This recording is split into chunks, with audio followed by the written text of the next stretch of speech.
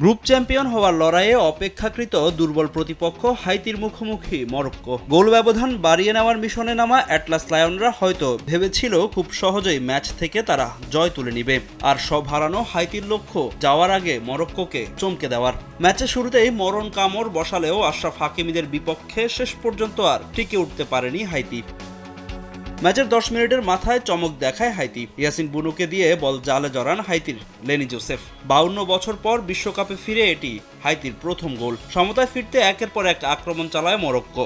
অবশেষে 39 মিনিটে গোলের দেখা পায় অ্যাটলাস লায়নরা। বিলাল আল খানুসের শট কোনো মতে জালে জড়ান অধিনায়ক আশরাফ হাকিমি।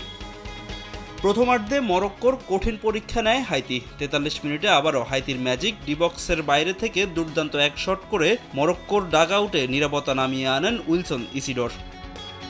অবশ্য সেই লিড বেশিক্ষণ ধরে রাখতে পারেনি তারা। বিরতিতে যাওয়ার আগে ইসমাইল সাবেরির গোলে সমতায় ফেরে মরক্কো। 2-2 গোলে শেষ হয় প্রথমার্ধের খেলা।